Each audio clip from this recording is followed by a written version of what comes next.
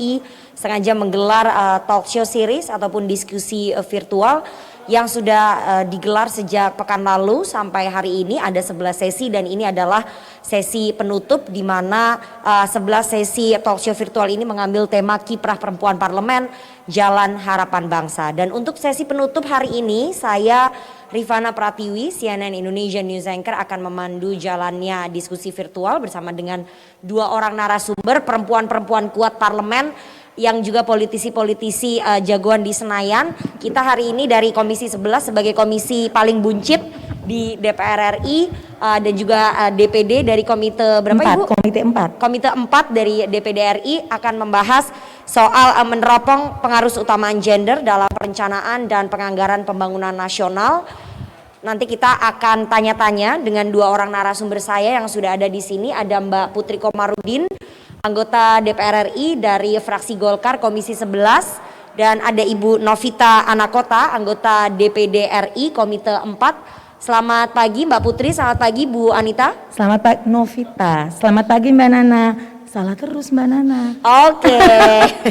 Sangat ini ya, sangat seru ya kalau misalnya perempuan-perempuan menggelar talk show, agak rumpi sebenarnya. Udah dimarahin duluan ya? Oh sudah dimarahin duluan, oke. Saya nggak boleh salah namanya ya. Nanti Ibu Novita? Anakota dari Dapil Maluku. Dari Dapil Maluku, oke. Itu saya nggak boleh salah karena tadi Ibu Tidak sebelumnya boleh salah. menyebutkan jangan sampai salah ya Mbak gitu. Jadi saya udah diwanti-wanti nih sama Bu Novita. Ini ada Mbak Putri Komarudin. Saya kenal beliau udah dari zaman dulu ya, kenal bapaknya dulu, baru kenal dengan beliau. Lahiran gitu. kita bareng kan? Oke, lahiran kita bareng. Oke. Ini talk show-nya nggak boleh serius, nggak boleh tegang, harus santai karena memang kita harus saling menyemangati sebagai perempuan ya, meskipun International Women's Day itu diselenggarakan ataupun diperingatinya minggu lalu, tapi semangatnya harus terus kita kobarkan, kita teruskan begitu. Dan hari ini karena kita ingin tahu sebetulnya seperti yang tadi saya sudah sampaikan, meneropong pengaruh utamaan gender atau PUG. Tadi saya pas pertama tahu PUG seperti nama game ya, ternyata itu adalah nama program pengaruh utamaan gender dalam perencanaan dan penganggaran pembangunan nasional. Mbak Putri jangan ketawa terus. Lama-lama nih kita bukan ini ya, komedi jadi. Iya.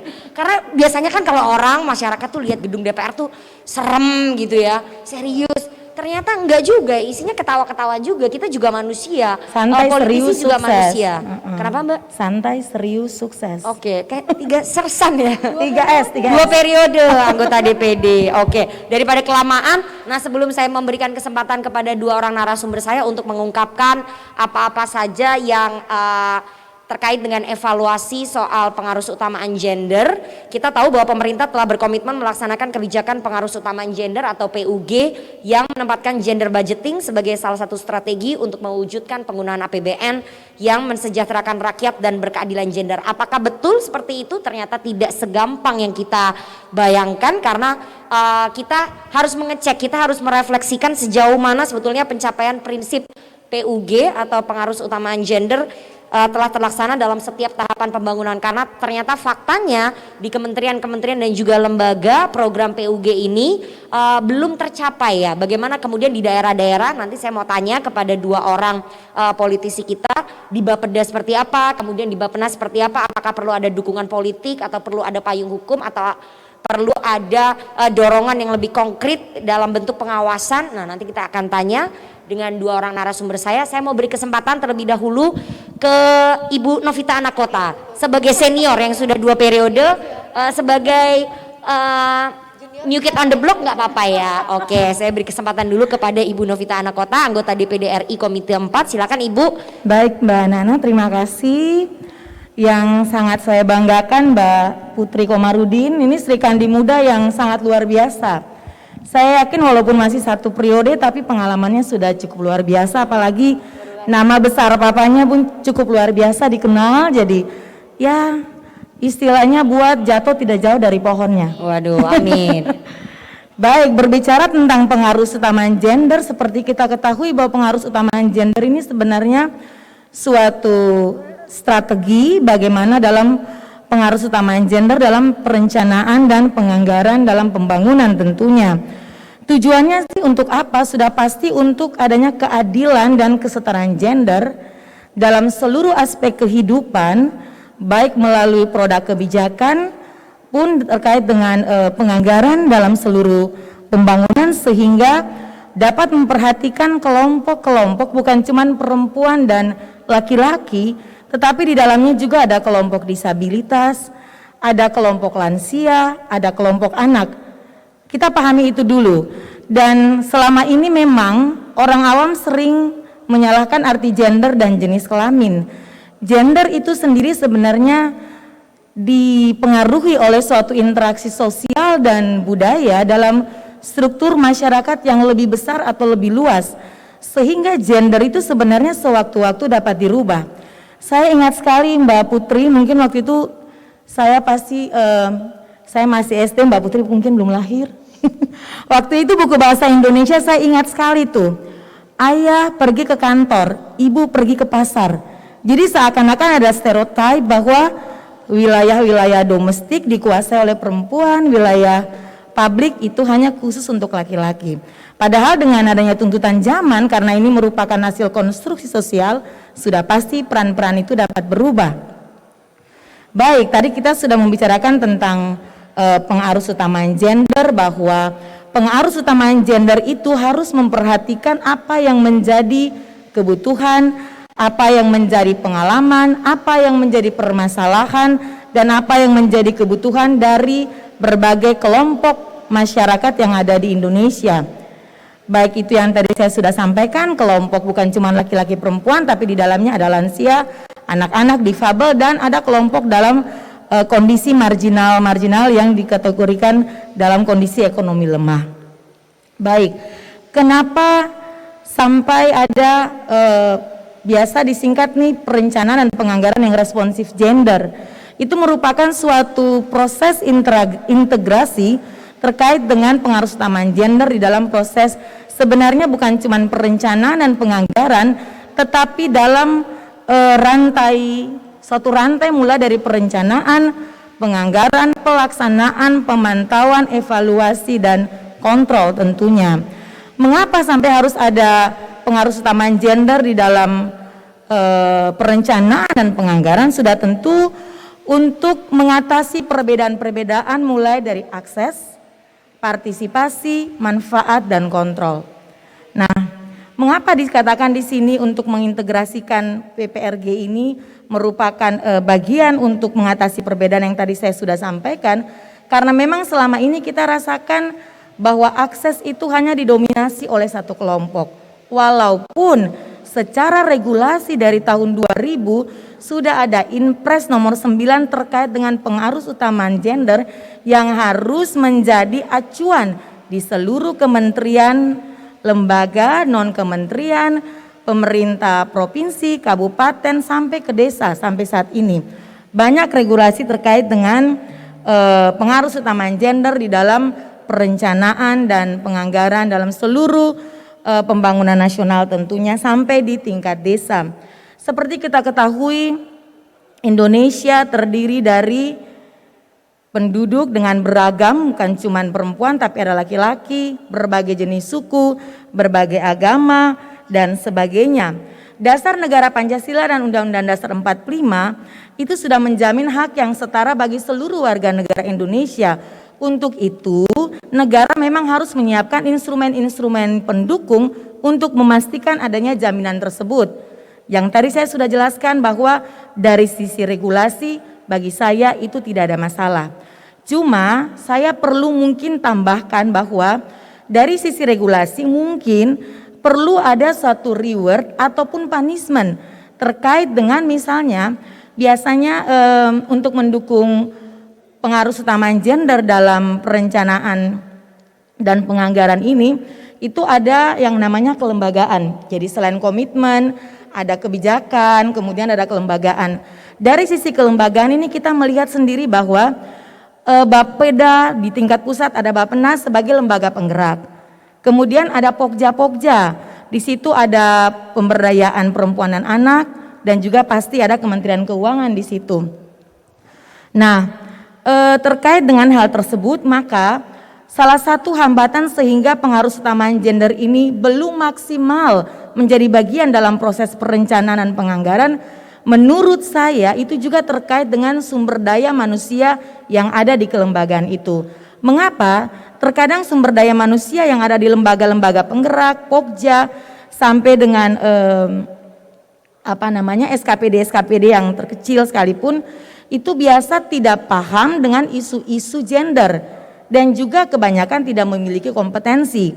Banyak sekali program-program yang dilakukan oleh pemerintah untuk pendampingan terkait dengan SDM ini, tetapi yang terjadi setelah pendampingan ada lagi mutasi, ada lagi rolling dari kelembagaan yang merupakan badan atau organisasi yang dibentuk oleh pemerintah untuk mendukung pengaruh keutamaan gender dalam perencanaan dan penganggaran.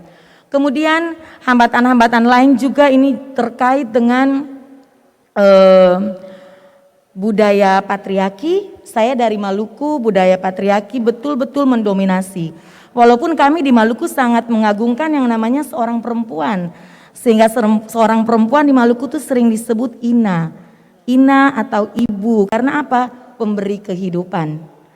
Dan itu dalam filosofisnya kira-kira seperti itu, tapi pengalaman empiriknya tidak seperti itu. Betul-betul didominasi oleh laki-laki karena memang ada budaya patriarkinya di situ. Sehingga apa yang menjadi masalah gender mulai dari diskriminasi, kemudian kesenjangan, ada beban ganda, ada stereotip, dan juga ada budaya patriarki, SDM dari lembaga yang memang dibentuk oleh pemerintah untuk sebagai bagian di dalam pengaruh keutamaan gender dalam perencanaan penganggaran, itu merupakan hambatan-hambatan sehingga walaupun sudah ada regulasi yang merupakan legal formal yang mengikat antara pengambil kebijakan dan juga kami warga negara, tetapi itu belum maksimal. Ambil contoh, angka stunting, IPM di berbagai daerah itu ada yang turun, ada yang stagnan, ada yang naik.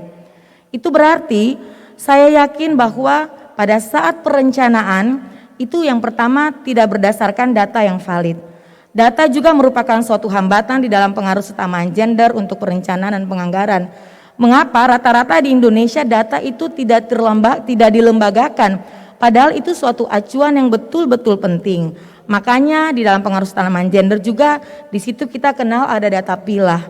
Berdasarkan data pilah sehingga ada dasar, ada acuan bagaimana kita ikut berpartisipasi untuk memberikan masukan-masukan terkait dengan pengalaman, kebutuhan dan permasalahan yang dihadapi saat kita di lapangan. Contoh, mungkin kami kalau di parlemen, saat kami kunjungan reses, kami betul-betul mengetahui keadaan daripada kondisi masyarakat yang ada. Baik itu kondisi perempuan, laki-laki, dan juga kelompok-kelompok yang ada di situ, ada kelompok disabilitas, ya, ada anak-anak. Contoh kecil saja, setelah pasca COVID ini banyak sekali terjadi kekerasan dalam rumah tangga, kekerasan dalam anak, dan biasa kita tampung di dalam rumah aman misalnya. Rumah aman ini saja sangat terbatas di berbagai provinsi, apalagi kita berbicara kabupaten kota. Itu merupakan hambatan-hambatan sehingga memang menurut saya data itu selalu tidak menjadi acuan di dalam melakukan perencanaan dan penganggaran dalam pembangunan nasional. Kemudian juga selain data, angka partisipasi daripada masyarakat dalam hal ini, masyarakat tadi saya sudah sampaikan ada jenis kelamin dua, perempuan dan laki-laki tentunya. Partisipasi untuk angka perempuan untuk ikut terlibat mulai dari perencanaan sampai penganggaran sebenarnya masih sangat terbatas. Disebabkan oleh berbagai hal tadi.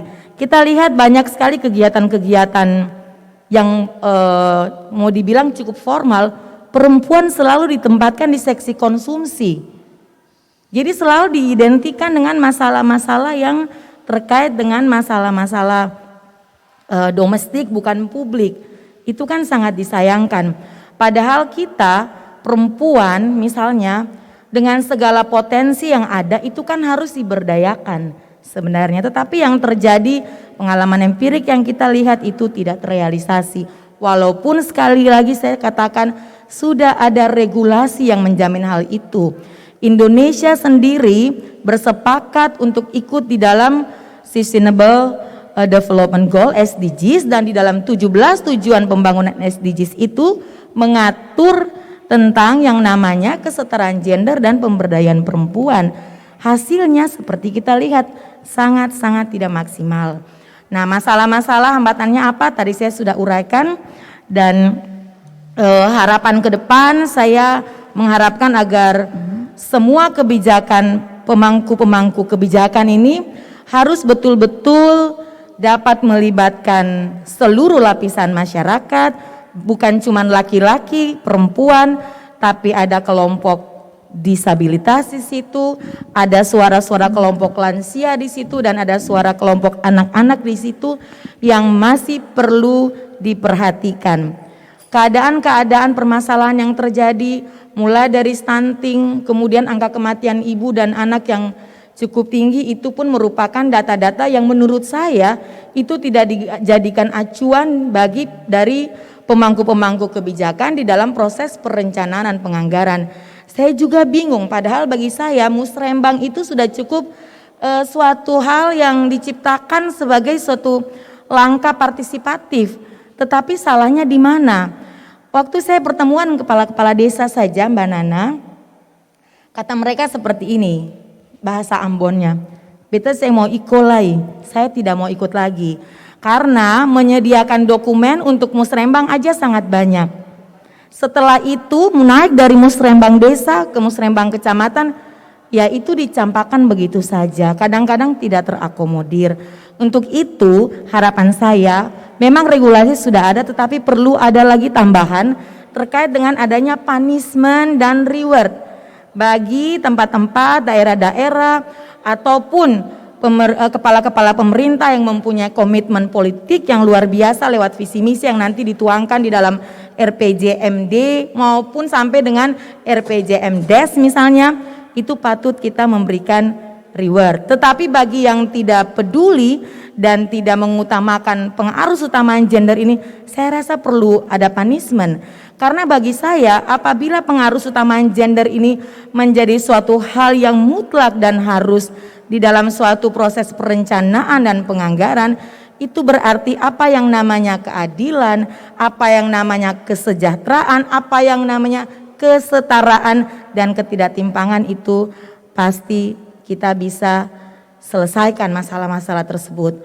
Dan bagi saya, perempuan parlemen di sini hadir perempuan-perempuan yang unik dan istimewa.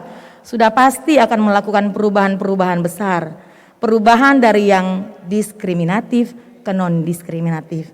Demikian Mbak Nana pengantar yang bisa saya sampaikan. Saya kembalikan ke Mbak Nana. Terima kasih sekali Bu Novita, mantap sekali, bangga aku jadi perempuan Indonesia karena ternyata perempuan-perempuan parlemen itu bukan hanya perempuan parlemen tapi perempuan-perempuan Indonesia itu punya visi yang jauh sekali begitu ya, visi yang berkembang kemudian saling mendukung begitu satu sama lain. Sebelum saya berikan kesempatan ke Mbak Putri Komarudin, saya mau summarize sedikit tadi apa yang sudah disampaikan oleh Bu Novita Anakota, anggota DPD RI Komite 4. Tadi Bu Novita menyampaikan bahwa pengarus utamaan gender tujuannya adalah untuk kesetaraan gender, bukan hanya untuk kaum perempuan, karena terkadang masih ada mispersepsi bahwa pengarus utamaan gender hanya difokuskan bagi kaum feminim gitu atau kaum perempuan, feminisme sekali, tapi kaum lainnya seperti kaum disabilitas, kemudian kaum lansia dan anak-anak serta kelompok-kelompok marginal lainnya. Dan mengapa harus ada pengarus utamaan gender? Sudah tentu untuk mengatasi perbedaan akses, partisipasi, manfaat dan juga kontrol, karena selama ini menurut tadi penjelasannya Bu Novita, akses hanya didominasi satu kelompok meskipun sudah ada instruksi presiden yang menjadi acuan di kementerian dan juga lembaga. Ternyata seperti yang tadi saya sampaikan di awal bahwa tidak semudah membalikan telapak tangan, banyak sekali hambatan-hambatannya dalam pengarus utamaan gender ini.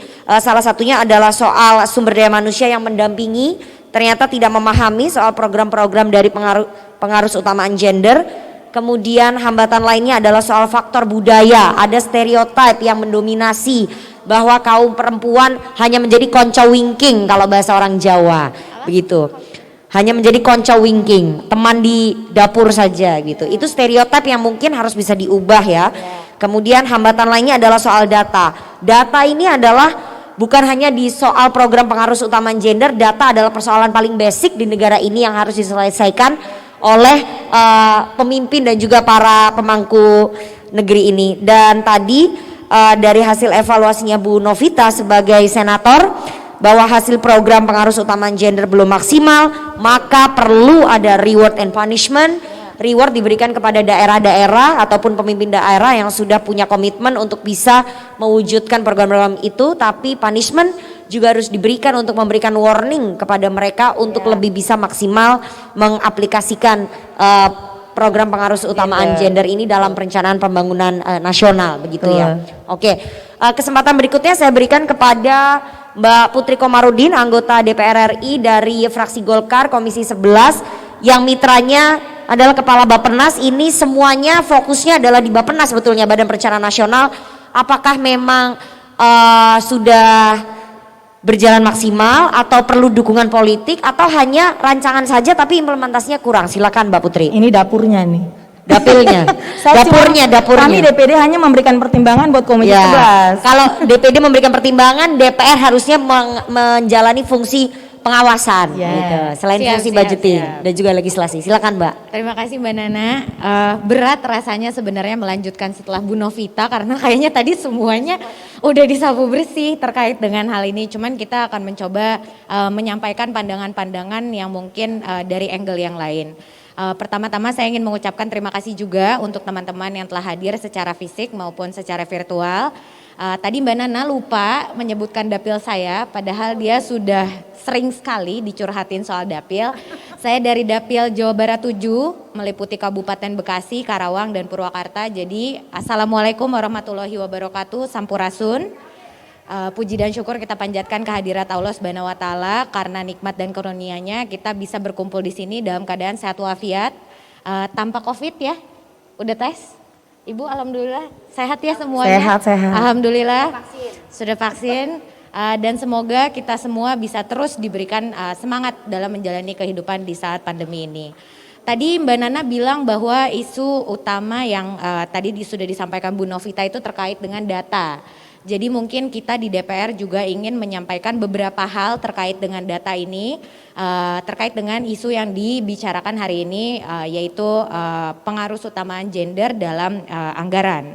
Jadi menurut laporan The Global Gender Gap Index 2020 atau indeks ketimpangan gender yang dirilis oleh World Economic Forum, Indonesia masih berada di peringkat 85 Mbak Nana dari 153 negara dengan skor hanya 0,70 bersama Vietnam dan juga Republik Dominika. Saya belum pernah ke Dominika, jadi saya juga mungkin sedih ya kita dibandingkan dengan negara-negara yang kita tidak familiar dengan negara-negara tersebut. Dan laporan tersebut juga menyampaikan bahwa partisipasi perempuan di pasar tenaga kerja dan distribusi pendapatan masih rendah di Indonesia, hanya sekitar 54%. Sedangkan dalam hal partisipasi politik perempuan yang menjadi tugas utama kita, para pejuang-pejuang perempuan di parlemen ini, Indonesia mencatat peningkatan jumlah anggota legislatif, sesuatu yang mungkin bisa kita banggakan tapi masih jauh sekali dari cita-cita kita bersama, yaitu 20,87%. Birokrat senior maupun manajer juga meningkat, namun target itu masih sangat jauh dari cita-cita kita di 30%, apalagi cita-cita 50% ya Mbak Nana. Itu PR kita semua, termasuk jurnalis-jurnalis seperti Mbak Nana juga mungkin bisa memberikan ruang lebih untuk politisi-politisi perempuan. Oke? Kita harus nitip ke dia juga Bu. Iya betul. Setuju. Mantap. Habis ini setiap talk show di stasiun TV semua narasumbernya ada perempuan. Harus ada perempuannya. Kalau yang memimpin perempuan harus ada tempat buat perempuan. Nah, pada tahun 2019 sendiri indeks pembangunan gender di Indonesia 91,07 dan di 2020 yaitu 91,06. Jadi indeks ini bisa dilihat dengan semakin kecil jarak angka IPG dengan nilai 100, maka semakin setara pembangunan antara perempuan dan laki-laki. Jadi kalau kita lihat dari angka IPG-nya ini sendiri, dapat disimpulkan bahwa sepanjang rentang waktu tersebut tidak terjadi pertumbuhan terhadap pembangunan perempuan. Bahkan angka tersebut malah menurun sebesar 0,01. Jadi Kita lihat juga dari data Badan Pusat Statistik yang juga merupakan mitra kita di Komisi 11, indeks pemberdayaan gender Indonesia cenderung mengalami peningkatan tiap tahunnya. Ini juga bisa kita jadikan pecutan semangat. Salah satu peningkatan pesat dari 72,1 di 2018 menjadi 75,24 di tahun 2019. Dan yang lebih menyedihkan lagi sebenarnya dari data-data yang tadi sudah mulai meningkat ini, terjadilah pandemi, di mana korban paling besar sebenarnya dari pandemi ini adalah perempuan, karena menurut UN Women sendiri perempuan lebih rentan terkena dampak negatif dari pandemi COVID-19 dibandingkan laki-laki. Sebagian besar perempuan di Indonesia bergantung pada pendapatan dari usaha keluarga.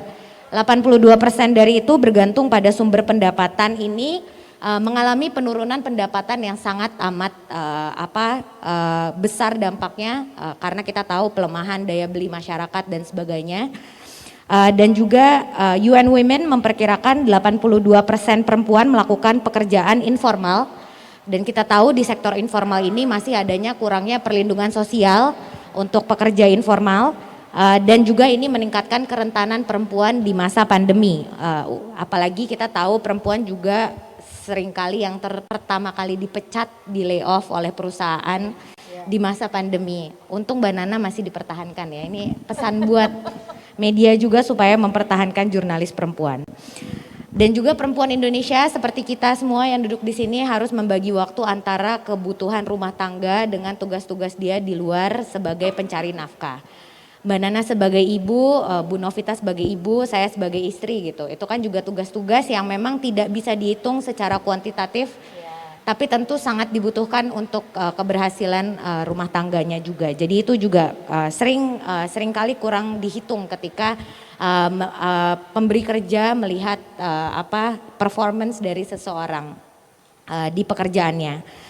Dan sebelum pandemi di Indonesia angkatan kerja perempuan ini lebih rendah di Indonesia dari negara lain. Dan sekarang jumlahnya semakin turun akibat COVID-19. Tahun lalu partisipasi kerja perempuan sebesar 54,56%, sedikit turun 55,5% di 2019. Dan berdasarkan data BPS pada Agustus 2020, rata-rata upah buruh laki-laki sebesar 2,98 juta, sedangkan buruh perempuan hanya 2,35 juta rupiah. Jadi masih ada gap pendapatan kesenjangan antara buruh perempuan dan laki-laki.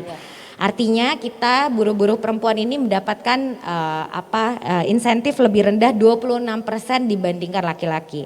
Jadi yang lahir sebagai laki-laki di ruangan ini bersyukurlah karena pendapatan kalian lebih besar daripada kita semua yang duduk di panggung ini.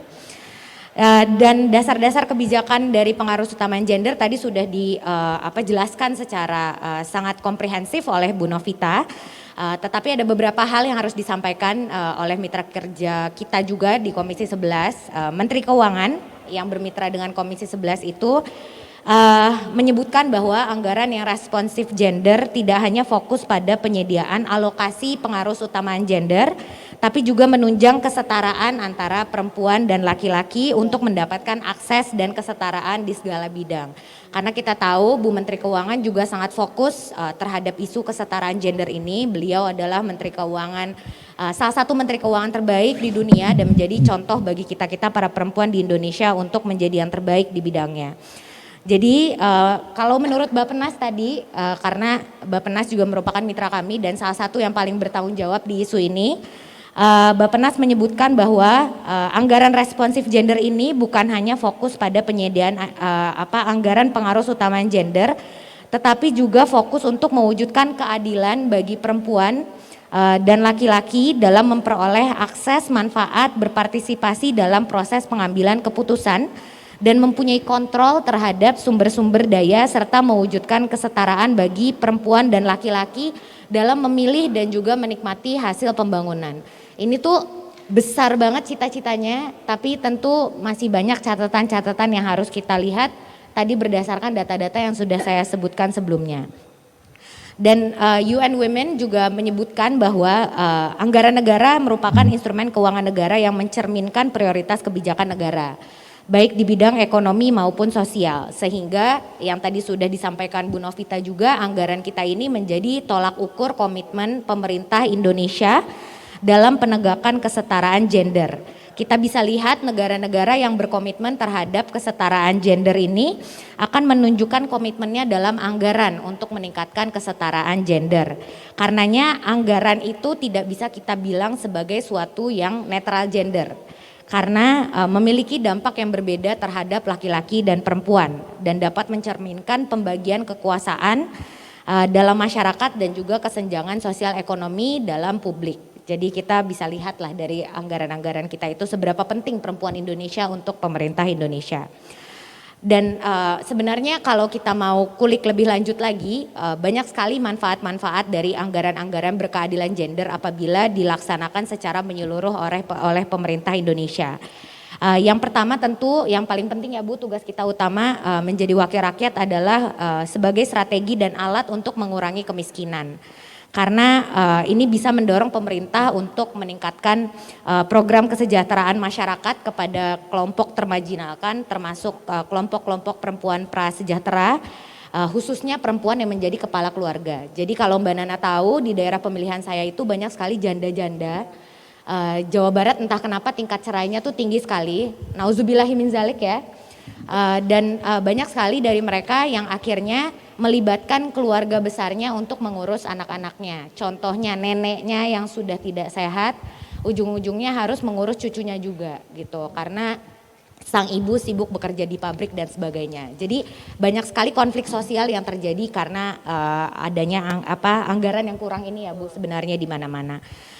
Dan juga anggaran responsif gender sebenarnya bisa mengurangi kesenjangan sosial, ekonomi, politik antar gender. Dan juga pemerintah bisa fokus pada prioritas pembangunan yang memperbaiki kesejahteraan perempuan dalam setiap bidang. Jadi kalau kita ingin perempuan bisa mengisi 50% kursi di DPR 10 tahun, 15 tahun lagi mungkin, tentu anggaran responsif gender juga harus ditingkatkan di pemerintah sekarang supaya tingkat pendidikan antara perempuan dan laki-laki juga bisa lebih sama lah ya Bu, bisa setara lah. Bisa lebih setara gitu. Dan tentu anggaran responsif gender juga bisa mempromosikan akuntabilitas penggunaan anggaran belanja publik kepada masyarakat, khususnya perempuan dalam pengambilan keputusan mengenai penggunaan anggaran belanja negara dan daerah. Yang tadi sudah Ibu bahas terkait dengan musrenbang dan hal-hal yang terjadi di lapangan. Dan sebenarnya udah ada Mbak Nana beberapa hal yang dilakukan oleh pemerintah kita yang sangat bagus menurut saya sendiri sebagai seorang anggota Komisi 11 dalam hal menunjukkan kepeduliannya terhadap penyetaraan gender ini. Program perlindungan sosial dalam pemulihan ekonomi nasional aktif melibatkan perempuan dalam pengelolaan dan pemanfaatannya, di mana misalnya 90% penerima program Keluarga Harapan atau PKH adalah perempuan. Karena bantuan tersebut terdiri atas biaya sekolah anak, imunisasi maupun kehamilan. Kita juga tahu ada program lain seperti bantuan langsung tunai, dana desa, kartu sembako dan bantuan beras juga yang juga penerimanya lebih banyak perempuan. Itu adalah salah satu bentuk kepedulian pemerintah kita untuk penyetaraan gender ini. Dan yang kedua, dukungan untuk pelaku UMKM perempuan dilakukan melalui program pembiayaan pemerintah seperti kredit usaha rakyat, kredit ultramikro senilai maksimal 10 juta yang menyasar usaha mikro di lapisan terbawah yang belum bisa difasilitasi KUR maupun pinjaman perbankan. Dan ada juga yang sangat populer di daerah pemilihan saya, program Membina Ekonomi Keluarga Sejahtera atau MEKAR yang menyasar perempuan prasejahtera yang baru memulai atau mengembangkan usaha. Disertai dengan pelatihan pendampingan usaha dan kewirausahaan. Jadi harapannya para perempuan prasejahtera ini nantinya bisa menjadi entrepreneur di setiap desanya dan bisa naik kelas sehingga nanti bisa mendapatkan akses ke perbankan konvensional. Apalagi para kepala-kepala keluarga perempuan tadi ya Bu, yang masih unbankable, semoga mereka harapannya bisa segera naik kelas. Dan yang terakhir, transfer ke pemerintah daerah dalam bentuk dana pelayanan perlindungan perempuan dan anak pada 34 provinsi dan 216 kabupaten kota. Dan dana ini adalah jenis transfer dana alokasi khusus DAK non fisik baru untuk APBN tahun anggaran 2021 dengan nilai 101,75 miliar yang digunakan untuk mendanai peningkatan kualitas layanan bagi perempuan dan anak korban kekerasan termasuk tindak pidana perdagangan orang. Dana ini dialokasikan oleh pemerintah kita untuk membiayai operasional kegiatan program prioritas nasional di bidang peningkatan SDM yang tadi sudah Ibu sebutkan juga, supaya SDM kita bisa lebih berkualitas dan berdaya saing tentunya melalui pemenuhan pelayanan dasar dan juga perlindungan sosial. Peningkatan kualitas anak, perempuan dan pemuda yang menjadi urusan daerah tentu guna meningkatkan akses dan mutu pelayanan perlindungan perempuan dan anak di daerah. Jadi kalau kita masih banyak PR sebenarnya tadi yang disebutkan berdasarkan data-data kita masih jauh dari harapan 100%. Tapi usaha-usaha pemerintah yang sudah dilakukan pada saat ini sebenarnya menjadi tugas saya dan Mbak Novita supaya kita bisa melihat pelaksanaannya di Dapil apakah sudah bisa menyasar kepada kaum-kaum yang belum unbankable, perempuan-perempuan prasejahtera dan apakah sudah bisa menyelesaikan konflik-konflik sosial yang sekarang terjadi karena permasalahan gender ini. Dan memang bukan hal yang mudah karena tadi budaya patriarki di Indonesia di daerah pemilihan saya juga masih banyak laki-laki yang menganggap saya tidak pantas untuk menjadi wakil rakyat hanya karena jenis kelamin dan usia. Tetapi itu justru bisa menjadi semangat untuk saya dan juga Bu Novita supaya bisa terus rajin bekerja 2 kali lipat lebih keras daripada laki-laki. Harus lebih cerdas.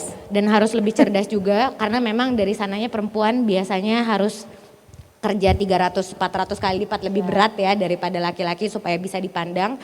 Tapi insya Allah apa yang kita lakukan hari ini bisa bermanfaat buat generasi-generasi mendatang.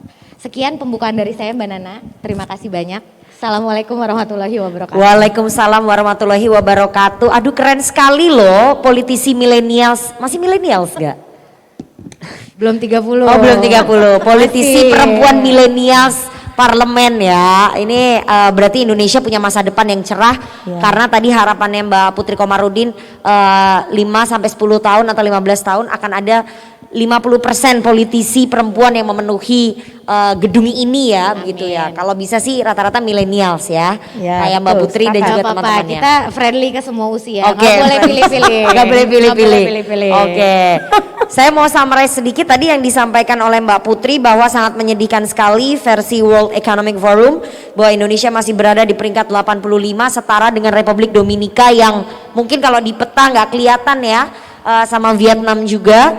Kemudian sehingga itu partisipasi perempuan di politik dan juga birokrasi meskipun meningkat tapi masih jauh dari target harapan.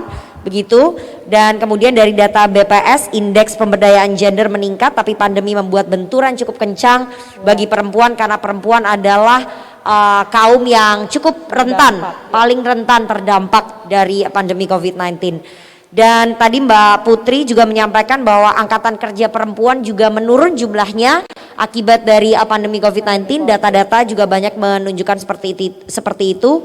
Dan ternyata ada gap pendapatan antara pekerja perempuan dan juga laki-laki ini sebetulnya sudah terjadi sejak lama ya. Kemarin sampai disampaikan oleh Menteri Keuangan Sri Mulyani, Ibu Sri menyampaikan bahwa keprihatinannya ternyata gapnya ternyata cukup jauh. Tadi kalau 2,9 dengan 2,3 ya untuk UMR. Itu lumayan jauh dan ternyata menurut Mbak Putri anggaran responsif gender diharapkan mampu menstabilkan atau mengurangi gap antara pekerja perempuan dan juga laki-laki. Seperti yang disampaikan oleh Bu Sri Mulyani dan juga oleh Mbak Putri bahwa anggaran negara menjadi tolak ukur komitmen pemerintah dalam kesetaraan gender. Dari situ bisa dilihat bagaimana sebetulnya komitmen pemerintah betul-betul untuk bisa mengurangi gap ataupun meningkatkan kesejahteraan perempuan ya.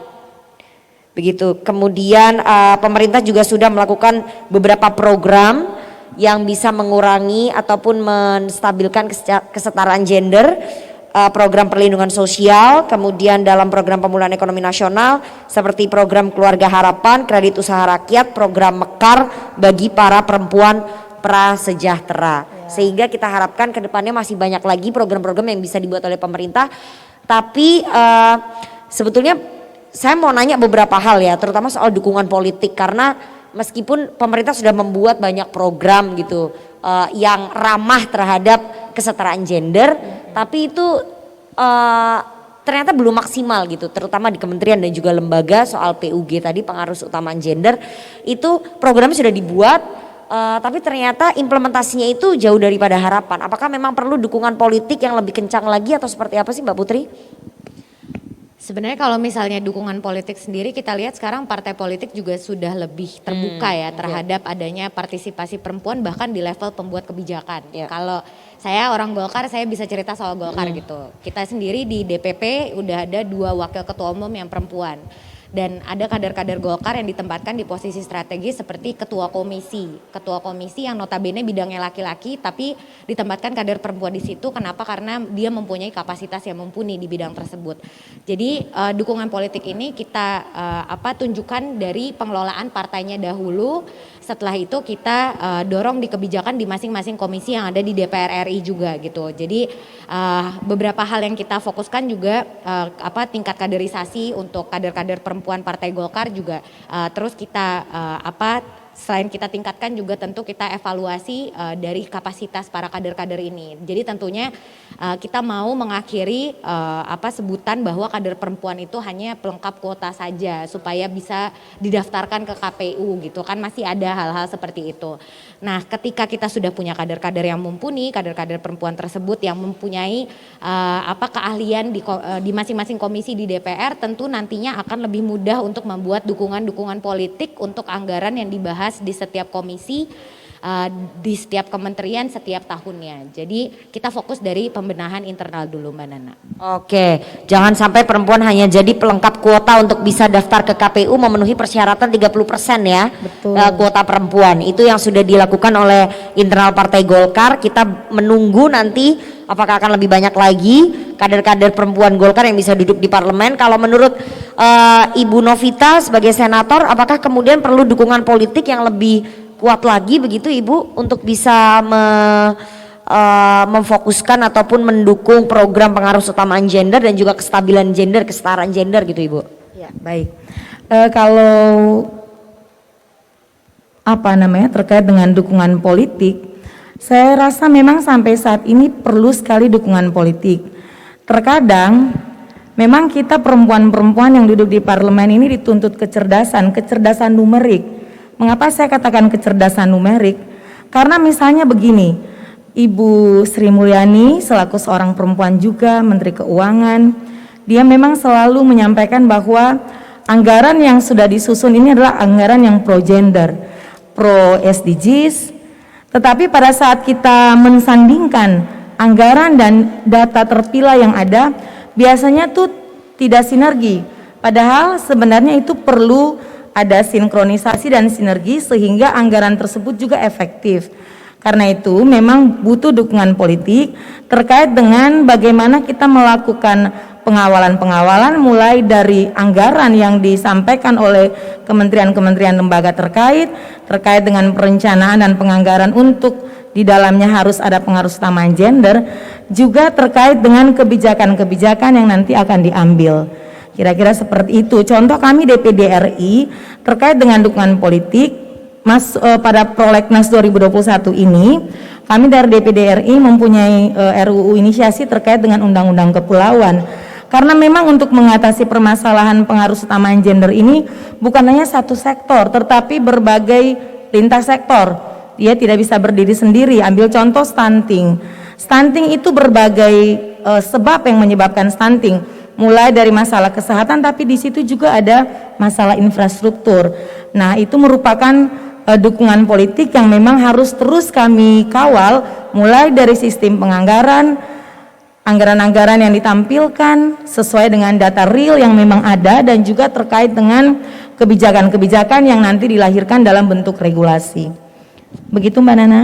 Oke, terakhir mungkin kepada Mbak Putri dan juga Bu Novita, ini kan kalau kita lihat meskipun Presiden sudah menerbitkan Inpres ya, instruksi Presiden sebagai acuan bagi kementerian dan juga lembaga untuk fokus mengaplikasikan pengarus utamaan gender dalam pembangunan dan juga penganggaran pembangunan nasional, itu ternyata kan tidak sesuai dengan harapan. Apakah memang perlu diwajibkan di setiap kementerian, lembaga dari pusat sampai ke daerah harus ada wadahnya begitu? Karena ternyata tidak semua kementerian ataupun lembaga baik di pusat ataupun di daerah mereka itu punya wadahnya dan juga lembaganya untuk mengawasi begitu.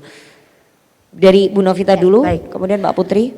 Oke, sebenarnya begini Mbak, betul sudah ada Inpres nomor 9 tahun 2000 itu terkait dengan pengarusamaan gender yang sebenarnya diwajibkan di seluruh kementerian lembaga dan juga non-kementerian, kemudian juga pemerintah dari pusat sampai dengan desa, itu wajib untuk pengarusamaan gender dalam perencanaan dan penganggaran pembangunan nasional.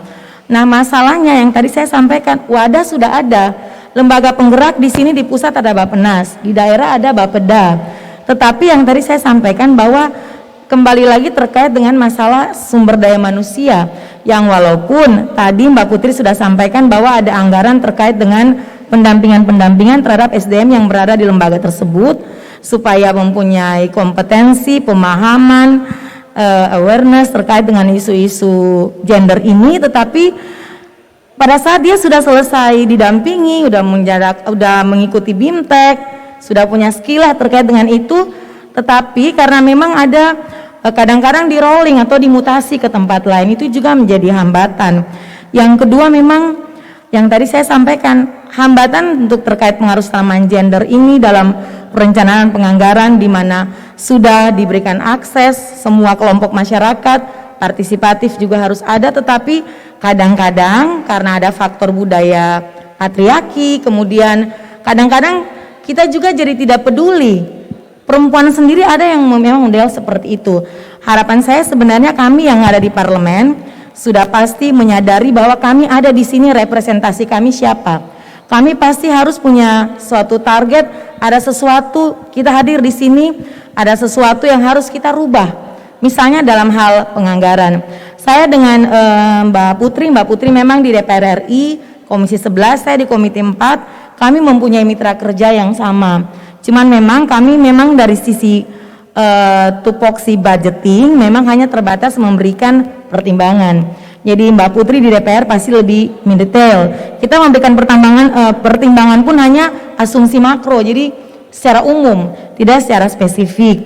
Dan memang menurut saya memang kami harus selalu bersinergi, sehingga memang ada yang namanya Kaukus Perempuan Parlemen Republik Indonesia ini salah satunya juga untuk itu, menjembatani hal-hal yang mungkin misalnya komisi Mbak Putri di Komisi 11, ada teman di KPEP RI di komisi yang lain yang dimana di daerah pemilihan kami masing-masing kan masalahnya bukan cuma masalah terkait dengan isu-isu gender, tapi ada masalah-masalah lain yang lewat KPP RI tersebut kita bisa saling berdiskusi, saling mengisi dan saling menopang untuk dapat menjalankan apa yang menjadi tanggung jawab kami selaku seorang perempuan yang selalu mau ada perubahan besar dan perubahan yang terbaik. Jadi bagi saya memang betul aturan regulasi sudah ada, tetapi hambatan-hambatan yang tadi saya sudah sampaikan itu juga menjadi catatan. Memang tadi saya mengharapkan Pak Menteri Perencanaan Pembangunan, Kepala Bappenas itu hadir. Jadi kita diskusinya lebih enak karena di situ lembaga penggerak di situ untuk pusat Bappenas.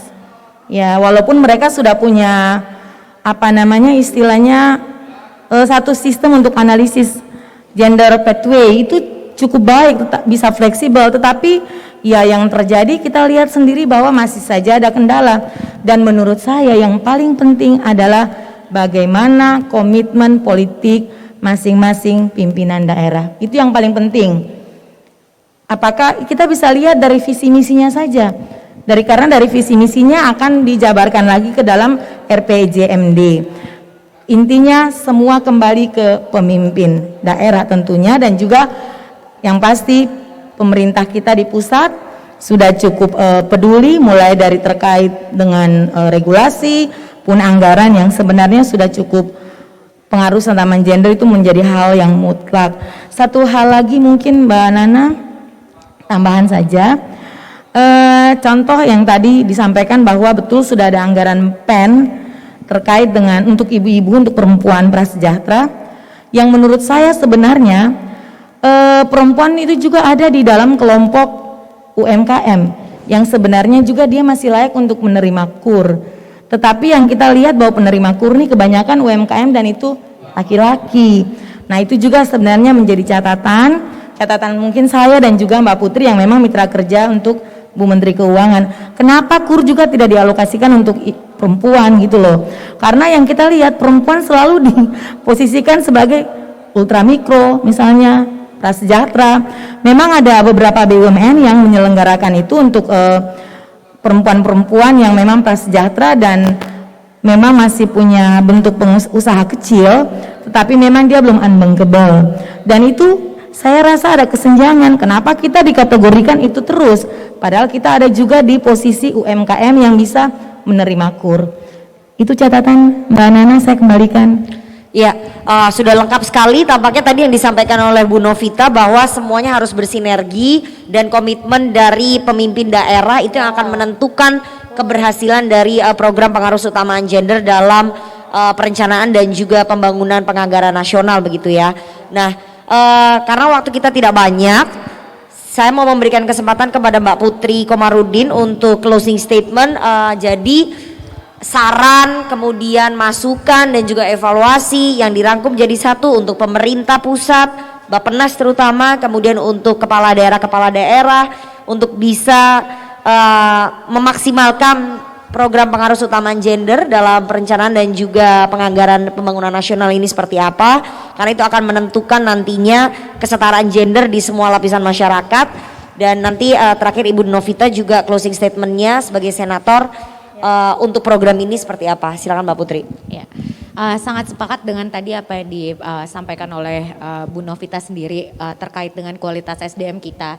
Karena terkadang semua kementerian lembaga tuh kendalanya bukan di seberapa bagus program yang bisa mereka ciptakan, tetapi bagaimana program tersebut bisa diimplementasikan sampai dengan level desa. Itu masalah terbesar kita Mbak Nana, karena masih ada ketimpangan tingkat pendidikan, apalagi awareness terkait dengan pengaruh utamaan gender dalam hal anggaran. Jadi pesannya mungkin di semua pemerintah tingkat pusat dan daerah sampai kementerian dan lembaganya juga, PR kita bersama adalah bagaimana kita bisa menginternalisasi pesan kesetaraan gender ini sampai dengan ke level terbawah, sehingga nanti semua program-program yang telah dibuat oleh Kementerian Keuangan, oleh Bappenas itu bisa berhasil di level teknis. Karena sebaik-baiknya sebuah program hanyalah cita-cita kalau hanya ada di atas kertas. Ini adalah PR kita bersama Bu Novita di DPD, DPR RI, DPRD tingkat kabupaten, kota dan provinsi juga, untuk bisa terus menyuarakan kenyataan di lapangan supaya pemerintah bisa terus mengevaluasi diri dan juga mensukseskan semua program yang sudah dibuat. Itu Mbak Nana dari saya, terima kasih atas waktunya. Oke, sebaik-baiknya sebuah program hanya akan menjadi catatan di atas kertas kalau tidak bisa menyentuh semua lapisan masyarakat dari pusat sampai ke tingkat desa, tingkat yang paling bawah begitu ya. Sehingga harapannya pemerintah akan lebih fokus lagi untuk bisa memaksimalkan program ini sampai ke tingkat yang paling bawah, bukan hanya di awang-awang saja, bukan hanya di kalangan atas saja. Oke Ibu, terakhir silakan. Baik, terima kasih Mbak Nana. Ini memang merupakan closing statement. Bagi saya momentum Hari Perempuan Internasional di saat ini merupakan hari ke-10 ya Mbak Nana ya. Jadi saya dengan Mbak Putri ini anggap saja di sesi penutupan ya.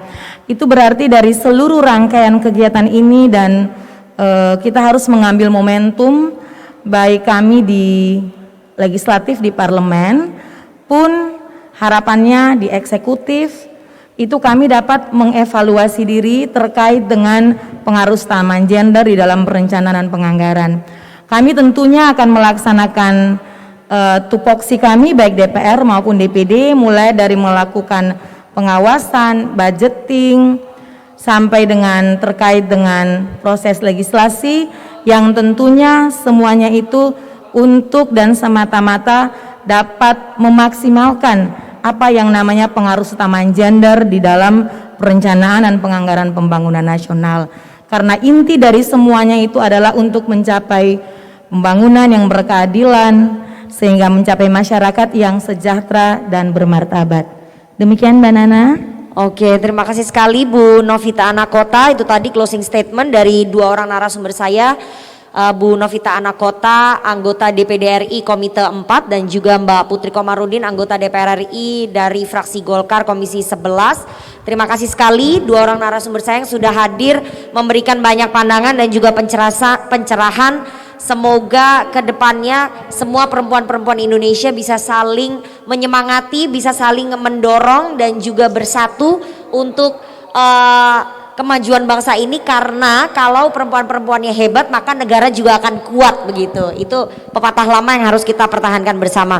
Terima kasih sekali atas waktunya teman-teman yang sudah menyaksikan lewat streaming di YouTube acara Kaukus Perempuan Parlemen Republik Indonesia. Saya Rifana Pratiwi, News Anchor CNN Indonesia, menutup acara ini. Tapi setelah ini akan ada summary sebetulnya semua sesi dari sesi 1 sampai sesi 11 yang akan disampaikan oleh Mbak Putri Komarudin sebagai perwakilan dari KPP RI, mewakili Ketua KPP RI Ibu Diah Pitaloka yang sedang berhalangan karena beliau sedang sakit. Nanti Mbak Putri saya akan berikan waktu. Terima kasih sekali teman-teman yang sudah menyaksikan. Terima kasih Ibu Novita dan juga Mbak Putri. Sekali lagi tetap maju perempuan-perempuan Indonesia yang kuat, karena negara kita akan kuat, negara kita akan hebat dengan adanya perempuan-perempuan yang saling menyemangati satu sama lain. Selamat siang, sampai jumpa di kesempatan berikutnya. Saya Rifana Pratiwi pamit. Assalamualaikum warahmatullahi wabarakatuh.